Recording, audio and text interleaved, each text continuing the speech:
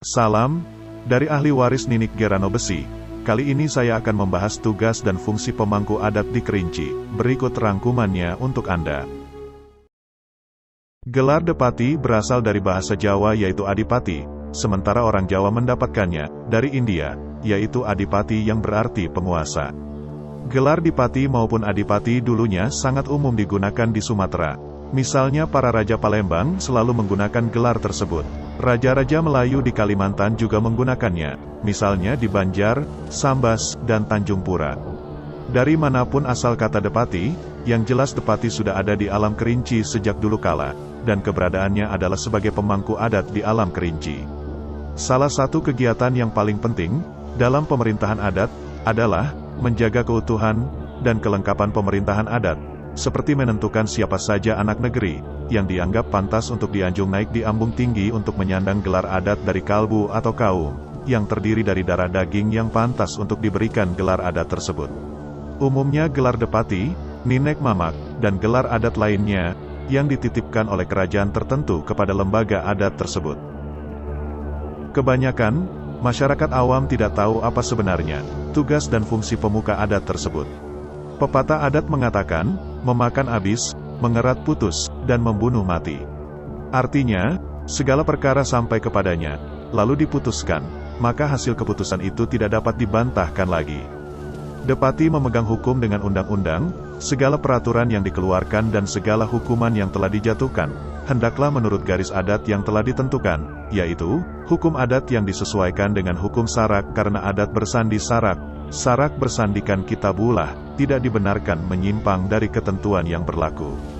Tugas utama dari Depati adalah, memasuk petang, mengeluar pagi anak jantan dan anak betino. Artinya bahwa seorang Depati menurut adat Lamo Pusako Usang, diajukan oleh kelompok kalbu sebagai orang yang dianjung naik di ambung tinggi. Sehingga tugas utama dari seorang Depati adalah, menjernihkan yang keruh, menyelesaikan yang kusut dari anak kemenakan dalam kalbu yang bersangkutan. Tugas Depati berikutnya, yaitu, tugas kemasyarakatan. Beliau yang menyandang gelar Depati wajib hukumnya mengamati apa saja kejadian di dalam masyarakat, diminta atau tidak, harus dipantau. Kalau ada melihat sidang sengketa dalam masyarakat, maka wajib hukumnya beliau mengetahui, kalau dapat menyelesaikan itu yang lebih baik. Kalau tidak, beliau wajib melaporkan ke lembaga adat mereka untuk dibawa ke sidang yang lebih tinggi. Tugas umumnya Depati adalah, mengajun dan mengarah anak kemenakan dan masyarakat untuk mendapatkan jalan hidup yang lebih sejahtera. Dan tugas Ninik Mamak adalah sebagai kaki tangan dari Depati dan mengatur ke dalam lembaga pemerintahan adat. Dia jadi nenek yang menasehati cucunya dan dialah yang menjadi mamak atau paman yang mengatur anak kemenakannya, dialah yang mengatur kesejahteraan dan keamanan dalam negeri.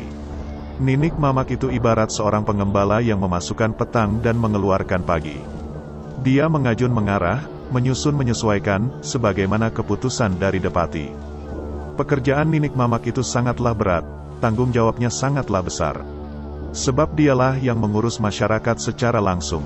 Baik buruknya dialah yang lebih dulu menanggungnya. Ninik Mamak akan membawa perkara atau masalah ke dalam musyawarah para Depati apabila dia tidak bisa memutuskan suatu perkara sendiri. Berikutnya Hulu Balang. Tugas Hulu Balang adalah menjaga keamanan negeri. Mereka juga membantu pelaksanaan tugas-tugas dari orang 4 jenis. Hulu Balang harus bertindak cepat dan tegas dalam segala urusan yang dibebankan kepadanya. Jika ada musuh yang datang, merekalah yang lebih dulu menghadang. Ada kericuhan dalam negeri, merekalah yang mengamankan. Merekalah yang mengecak lengan mengecak betis. Dalam peperangan, hukum Depati tidak berlaku. Bunuh katanya, ya, bunuh. Tahan katanya, ya orang itu harus ditahan. Hulu Balang berada di pintu mati. Berikutnya orang tua cerdik pandai. Orang tua cerdik pandai adalah orang yang telah banyak pengalaman. Bekas Depati, bekas Ninik Mamak, orang-orang pintar dan orang-orang yang cerdik cendekia. Orang tua cerdik pandai inilah tempat masyarakat meminta pendapat dan petunjuk yang baik dari segala perkara dan urusan, karena mereka tahu dengan aturan, tahu dengan lembaga dan tahu dengan hukum. Misalnya, sebelum suatu perkara diajukan atau diputuskan, kepada orang tua cerdik pandailah diminta pertimbangan terlebih dahulu. Selanjutnya alim ulama. Alim ulama dimaksudkan adalah imam, khatib, bilal, kadi, guru agama, dan pengurus masjid. Semua persoalan yang menyangkut agama Islam, misalnya soal nikah, talak, rujuk, perzinaan dan pelanggaran-pelanggaran terhadap norma agama, pada alim ulama lah berurusan. Alim ulama disebut juga iman pegawai. Yang dimaksud dengan iman adalah segala orang yang dianggap tahu dengan seluk-beluk agama Islam, sedangkan pegawai adalah semua personal pengurus masjid, dari ketua sampai penjaga masjid. Iman pegawai itulah yang ditunjuk oleh kerapatan negeri, untuk mengatur segala urusan agama Islam. Dalam pepatah adat disebutkan, kata alim ulama kata hakikat, adat bersendi sarak, sarak bersendi kitabullah. Ulama itu suluh bendang dalam negeri, tahu yang sah dengan batal, halal dengan haram. Batal kata sarak, salah kata adat, tidak benar dalam pemakaian. Dalam setiap musyawarah negeri, alim ulama tidak bisa ditinggalkan karena merekalah yang paham seluk-beluk agama. Merekalah yang menentukan bahwa suatu peraturan itu bertentangan atau tidak dengan agama. Atau mungkin keputusan Depati itu tidak sesuai atau salah menurut kaidah agama. Selanjutnya pemangku. Tugas pamangku adalah memangku segala urusan. Segala urusan yang akan dijalankan, kepada pemangkulah diserahkan terlebih dahulu.